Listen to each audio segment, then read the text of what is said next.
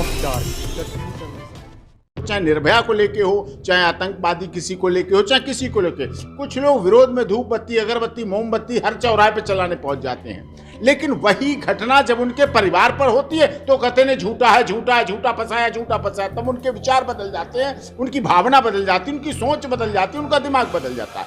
इन Nirbhaya case में भी ऐसा ही हुआ। लोग सच्चाई जाने ना जाने, लेकिन उसका विरोध, कोई बात अगर डॉक्टर एपी सिंह कह रहे हैं सुप्रीम कोर्ट में, मैं कोई अपने जेब से निकाल के तो डेथ वारंट रुकवा नहीं रहा था। डेथ वारंट अगर मैं रुकवा रहा था तो भारत के संविधान के अनुच्छेदों के अनुसार रुकवा रहा था। जहां मीडिया ट्रायल हो जाता है, ट्रोल और ये होने लगता है, वहां फैसला तो होता है, मैं बड़ी जिम्मेदारी से कह रहा हूं, लेकिन वहां न्याय नहीं हो पाता है। लेकिन access to justice for all, न्याय सबके लिए होना चाहिए, न्याय सबको मिलना चाहिए, ये अति आवश्यक और महत्वपूर्ण है। हाथरस मामला हुआ, संत रामपाल बरवाला कांड हरियाणा में हुआ, हनीप्रीत प्रकरण रहा, राजस्थान में आनंदपाल का प्रकरण रहा, उत्तर प्रदेश में आपके स्वामी चिन्मयानंद का प्रकरण रहा। कई मामलों में सरकारें सहयोग देती हैं, मैं खुले तौर पर, मुझे कोई आपत्ति नहीं इस बात को कहने में। सुप्रीम कोर्ट के जाने माने लॉयर, निर्भया केस के डिफेंस अधिवक्ता डॉक्टर एपी सिंह साहब आज हमारे साथ हैं। एपी सिंह साहब, बहुत स्वागत है आपका। जो सबसे बड़ी चीज अधिवक्ताओं में देखने को मिलती है, आप सुप्रीम कोर्ट के लॉयर हैं, संविधान हमारा हक देता है तमाम उन एक्यूज को अपनी बात रखने के लिए, ताकि अगर वो अपनी बात रखें, अगर वो दोषी हैं तो उन्हें सजा मिले, और अगर निर्दोष हैं तो बरी हों। और एडवोकेट एक्ट भी यही कहता है कि कोई भी अधिवक्ता किसी भी एक्यूज का पक्ष रख सकता है। लेकिन कई मामले ऐसे आते हैं, जैसे मुंबई हमला आप देख लीजिए, उसमें जो कन्विक्ट था उसके जो एडवोकेट रहे, या आपका खुद का मामला निर्भया केस को लेकर आप डिफेंस लॉयर थे, आपने जो चीज़ें फेस करी हैं, तो किस तरह इसको आप देखते हैं, क्या आपका एक्सपीरियंस है और कितना सही पाते हैं? क्योंकि संविधान और एडवोकेट एक्ट तो कुछ और ही कहता है, लेकिन यहाँ के जो लोग हैं या जो सामाजिक हमें वो मिलता है, उसको किस तरह देखते हैं आप?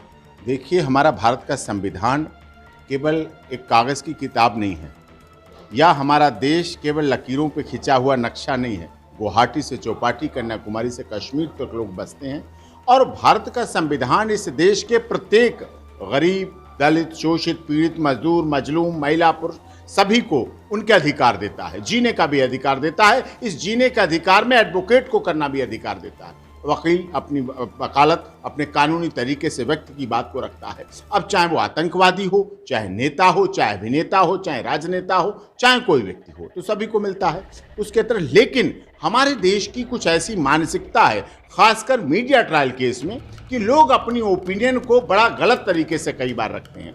कुछ लोग तो किसी एक केस को, चाहे निर्भया को लेके हो, चाहे आतंकवादी किसी को लेके हो, चाहे किसी को लेके, कुछ लोग विरोध में धूप बत्ती, अगरबत्ती, मोमबत्ती हर चौराहे पे चलाने पहुंच जाते हैं। लेकिन वही घटना जब उनके परिवार पर होती है तो कहते हैं झूठा है, झूठा है, झूठा फंसाया, झूठा फंसाया। तब उनके विचार बदल जाते हैं, उनकी भावना बदल जाती है, उनकी सोच बदल जाती है, उनका दिमाग बदल जाता है। इन निर्भया केस में भी ऐसा ही हुआ। लोग सच्चाई जाने ना जाने, लेकिन उसका विरोध, कोई बात अगर डॉक्टर एपी सिंह कह रहे हैं सुप्रीम कोर्ट में, मैं कोई अपने जेब से निकाल के तो डेथ वारंट रुकवा नहीं रहा था। डेथ वारंट अगर मैं रुकवा रहा था तो भारत के संविधान के अनुच्छेदों के अनुसार रुकवा रहा था। लेकिन लोगों को उस पर परेशानी थी, क्यों रुकवा रहे हैं, क्यों रोक रहे हैं, क्या हुआ? और केवल निर्भया केस में ही नहीं, अभी पीछे शबनम सलीम के केस में भी हुआ। कुछ लोगों की ऐसी थी, फांसी जल्दी दो, होनी चाहिए, 7 लोगों को मारा, बच्चे को मारा। इतना मेरे फेसबुक, उस पर सोशल मीडिया पे इतने कमेंट्स, आप क्यों बचा रहे हैं, आप इन्हीं को बचाते हैं, आप ऐसे लोगों को ही बचाते हैं। मेरा भी परिवार है, मेरी भी माँ है, मेरी भी बहन है, वो भी सोशल मीडिया को भी चलाती, मेरी बहन एडवोकेट, मेरी मिसेस, और सब परिवार की बेटी हैं, बेटे हैं, सभी हैं। उनकी आत्मा इतनी दुखित हो जाती थी कई बार उस पर कमेंट्स देख के, क्या क्या नहीं गलत लिखा होता था, क्या क्या नहीं गलत लिखा, लेकिन सब सहना पड़ता है। ट्रोल लिमिट टोल पाल हो जाती है, लेकिन सब सहना पड़ता है अपने प्रोफेशन को अंजाम देने के लिए, इस बात के लिए कि क्या हम अपने किसी भी व्यक्ति को जो हमारे पास आया है, न्याय के मंदिर में न्याय का आशा और विश्वास लेके आए, क्या हम उसको न्याय दिला पा रहे हैं, क्या हम उसे न्याय की लड़ाई में सहयोग कर रहे हैं, क्या हम अपने वकालत के दायित्वों को पूरा कर रहे हैं, उनको निर्वाह कर रहे हैं। हमें हर हद तक जाकर बिना किसी आलोचना कर्तव्य पथ पर जो मिला कर्तव्य पथ पर जो मिला वो भी सही, ये भी सही, जो मिला उसको करेंगे और पूरी तरह उसको अंजाम देते हैं। ट्रोल भी करते हैं, विरोध भी करते हैं, इसके साथ तारीफ भी करते हैं, प्रशंसा भी करते हैं, लोग आके मिलते भी हैं, गुलदस्ते भी देते हैं, मिठाई भी ला के देते हैं, एयरपोर्ट पर सेल्फी भी लेते हैं, सब जगह रोक के भी मिलते हैं, गाड़ी भी रोकते हैं, कोर्ट में मिलते हैं, तारीफ भी करते हैं। तो तारीफ या ट्रोल होने की चिंता नहीं करनी चाहिए। व्यक्ति को अपने कर्तव्य का निर्वाह पूरी तरह से अपने प्रोफेशन को अंजाम देने के लिए बिना किसी भय, बिना किसी डर, बिना किसी दबाव के करना चाहिए। आप क्या देखते हैं, हाथरस मामला हुआ, संत रामपाल बरवाला कांड हरियाणा में हुआ, हनीप्रीत प्रकरण रहा, राजस्थान में आनंदपाल का प्रकरण रहा, उत्तर प्रदेश में आपके स्वामी चिन्मयानंद का प्रकरण रहा। कई मामलों में सरकारें सहयोग देती हैं। मैं खुले तौर पर, मुझे कोई आपत्ति नहीं इस बात को कहने में। आपके उत्तर प्रदेश के उस समय सपा सरकार थी, राममूर्ति जी का हुआ मुद्दा था, बाहुबली सांसद थे, राममूर्ति उनका मुद्दा हुआ। कई मामलों में सरकारें सहयोग देती हैं, लेकिन कई मामलों में सरकारें इतना दबाव बना देती हैं, इतना प्रेशर बना देती हैं कि साधारण एडवोकेट तो हाथ खड़े कर देगा, मजबूर हो जाएगा, बिल्कुल हार मान लेगा पहले से। ऐसा कर दिया जाता है। कुछ लोग मीडिया ट्रायल केस में इतना बड़ा डिसीजन अपने आप ही लेने लगते हैं। वो सोचते हैं कि केस हुआ, हम ही इन्वेस्टिगेशन करेंगे, हम ही चार्जशीट फाइल करेंगे, हम ही ट्रायल करेंगे, हम ही ट्रायल कोर्ट से फैसला कराएंगे, और हम ही हाई कोर्ट से फैसला कराएंगे, और हम ही सुप्रीम कोर्ट में लगाएंगे, और हम ही सुप्रीम कोर्ट में जाएंगे। इतना प्रेशर, इतना दबाव बना देते हैं, जो कि एक न्याय। ऐसे मामलों में जब जहां मीडिया ट्रायल हो जाता है, ट्रोल और ये होने लगता है, वहां फैसला तो होता है, मैं बड़ी जिम्मेदारी से कह रहा हूं, लेकिन वहां न्याय नहीं हो पाता है। लेकिन access to justice for all, न्याय सबके लिए होना चाहिए, न्याय सबको मिलना चाहिए, ये अति आवश्यक और महत्वपूर्ण है। अभी आप विक्टिम को लेकर बात कर रहे थे, हमारी आपकी जब बात हो रही थी विक्टिम कंपनसेशन, और खासकर जो बात थी पुरुषों को लेकर थी। मुझे याद है 2017-18 के दौरान कॉन्स्टिट्यूशन क्लब में कई सांसदों ने मिलकर एक जो पुरुष आयोग को लेकर एक बैठक हुई थी। हालांकि 1-2 बैठकें उसकी हुई, लेकिन वो बेनतीजा रही, कोई नतीजा नहीं निकला। तो क्या ये माना जाए डॉक्टर AP सिंह पुरुष आयोग के गठन को लेकर उनका समर्थन करते हैं, या कुछ इसको लेकर आगे कुछ मुहिम छेड़ेंगे? बहुत बड़ा समर्थन करता हूं, और समर्थन करने का कारण मेरा संवैधानिक है। मैं भारत के संविधान से बंधा हुआ हूं। भारत के संविधान कहता है जाति, रंग, क्षेत्र, भाषा, लिंग, संप्रदाय के आधार पर कोई भेद नहीं होगा। लेकिन इस देश में महिला मंत्रालय है, महिला आयोग है, महिला हेल्पलाइन है, महिला हेल्प डेस्क है, महिला थाना है, महिला कोर्ट है, सब महिलाओं के लिए है। पुरुष जाए तो जाए कहां? कहां है पुरुष आयोग? कहां है पुरुष मंत्रालय? कहां है पुरुष हेल्पलाइन? कहां है पुरुष हेल्प डेस्क? कहां है पुरुष थाना? कहां है पुरुष के लिए कोर्ट? सब जगह सब समानता का अधिकार दे रहे हैं, आप सैलरी बराबर दे रहे हैं। तो पुरुष जाए तो जाए कहां? ये पुरुष आयोग ना होना, पुरुष मंत्रालय के ना होने के कारण इस देश में 150 से 250 पुरुष, लड़के, युवा झूठे केसों की वजह से आत्महत्या करते हैं। उस माँ बाप से पूछना, उस बहन से पूछना, उस भाई से पूछना जो अपने भाई और पुत्र, पिता को अपने खो देता है इन झूठे केसों की वजह से।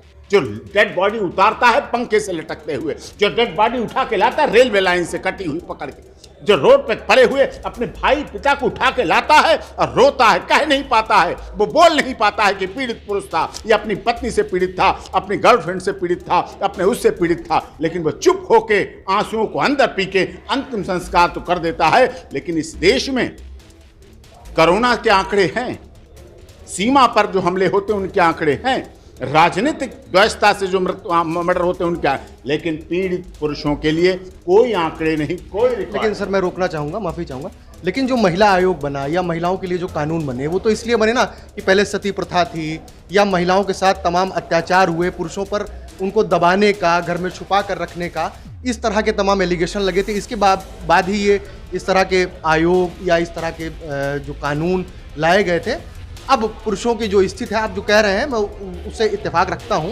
आप जो कह रहे हैं कि जैसे डाउरी में तमाम मामले, माननीय अदालत ने भी कई लोगों को बरी किया है, या अभी ये भी एक आदेश आया था कि उनके जो सगे संबंधी हैं जिनको लिखा दिया जाता है ज़बरदस्ती, उनको ना लिखाया जाए, इस तरह के भी आदेश आए हैं।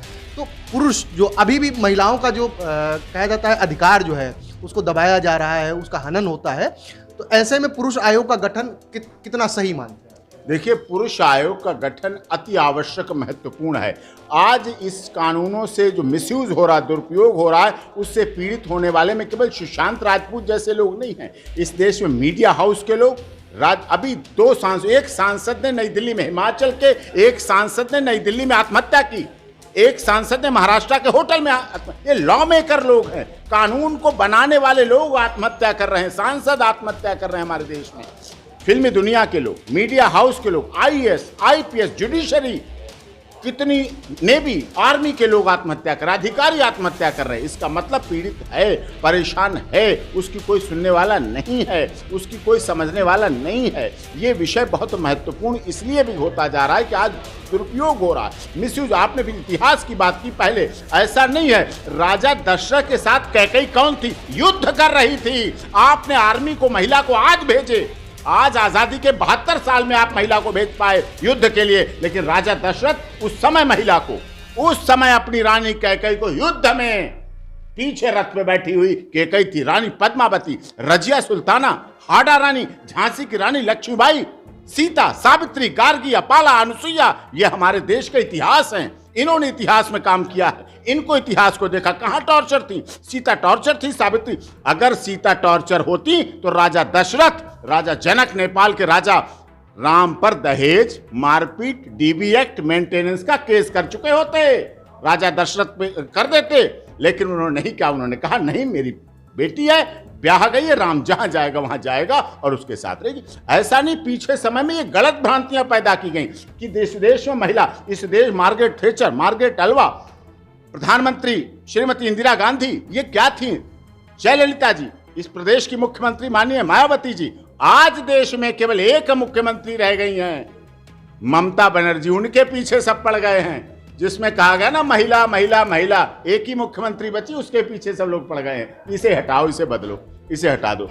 आयशा का केस अभी आपने देखा होगा, सिर्फ डाउरी की वजह से उसने सुसाइड अटेम्प्ट कर लिया। तो किस तरह देखते कि आज भी महिलाओं का, जो आपने बात कही कि महिला कभी कमजोर नहीं है, आयशा का केस या और इस तरह के तमाम केस, एक मैंने आपको उदाहरण दिया, तो ये कैसे कहा जा सकता है कि पूरी तरह से मैं ये नहीं कह रहा 100% केस झूठे होते हैं, लेकिन ज्यादातर झूठे केस होते हैं, ज्यादातर झूठे केस होते हैं और उनमें एक साजिश के तहत, एक प्लान के तहत, एक मिसयूज के तहत किया जाता है। आयशा से संवेदना है, आयशा के साथ ऐसा केस हुआ, और भी बहुत केस होते हैं, लेकिन उनका रेशियो बहुत कम है। ये नहीं आप कह सकते कि 98% केस सच्चे, 98% झूठे केस होते हैं, 2% सच्चे केस होते हैं। अगर वही 2% केस सच्चे कोर्ट में पहुंचे तो अच्छा ट्रायल भी हो, अच्छी जांच भी हो, अच्छा फैसला भी हो। अब 2% केस तो वो दब जाते हैं, 98% केस उसको अप्रोच कर देते हैं। आपने पश्चिम बंगाल का नाम लिया, ममता बनर्जी को दबाया जा रहा है, समूची जो भाजपा के लोग हैं वो दबाने की कोशिश कर रहे हैं। तो क्या लगता है, अगर ममता की ही भाषा में कहें, खेला होबे कि ना होबे?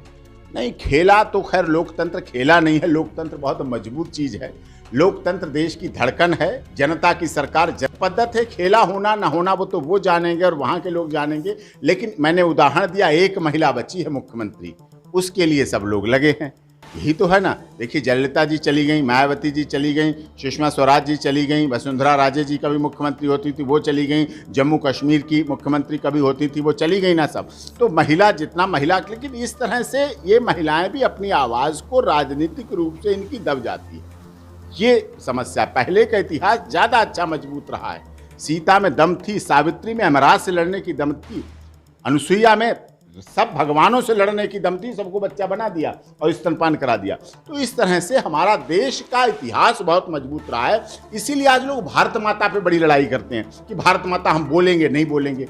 अरे भारत, दुनिया में केवल भारत ही तो ऐसा देश है जहां भारत माता की जय बोली जाती है। क्या लंदन माता, चीन माता, जापान माता, अमेरिका माता, इंग्लैंड माता कभी बोला जाता है? भारत माता की जय बोली जाती है। और हमारे मुस्लिम समाज को उसे काट दिया जाता है, कहते नहीं, ये नहीं। अरे मुस्लिम समाज अपनी भारत माता को रोजाना, जो 5 वक्ती नमाज कैद करने वाले, वो 5 बार दिन में इस माथे को, जो सबसे कीमती माना जाता है, बुद्धि यहाँ मिलती है, वो 5 बार इस धरती पर रगड़ते हैं और रगड़ते हैं उसको, 5 बार धरती को नतमस्तक करते हैं। हम तो सुबह शाम ही पैर छू लेते हैं, हे भारत माता तेरी जय हो। उन पर आरोप लगा दिया जाता है। तो इस देश में जो हमारा सिस्टम है वो जाति, धर्म, क्षेत्र, भाषा, संप्रदाय के आधार पर बांटने का है, बांटा जाता है, उनको डिवाइड एंड रूल किया जाता है। राजनीतिक दलों ने डिवाइड एंड रूल का काम किया है, ये बहुत महत्वपूर्ण बात है। और संसद में भारत माता की, अरे उनकी बात कोई क्यों नहीं कहता? और जो उनके नेता हैं वो भी ये बात नहीं कह पाते। निशान पड़ जाता है, यहाँ मेरे अच्छे मित्र हैं, यहाँ निशान लगा होता है, वो कहते हैं सिंह साहब ये भारत माता की जय का निशान है, ये भारत माता की जय का निशान, लेकिन नहीं मानते हैं लोग उन्हें। तो ये थे senior lawyer supreme court doctor AP Singh साहब, जिनका साफ तौर पर कहना है कि जैसे हमारा जो प्रियम्बल है, जो लिंग भेद और जात सब कुछ समानता के अधिकार की बात करता है, ऐसे में जिस तरह महिला आयोग का गठन हुआ है उस तरह पुरुष आयोग का भी गठन होना चाहिए। और ये इस पर अपनी न सिर्फ सहमति देते हैं बल्कि इस पर आंदोलन चलाने की भी बात कह रहे हैं।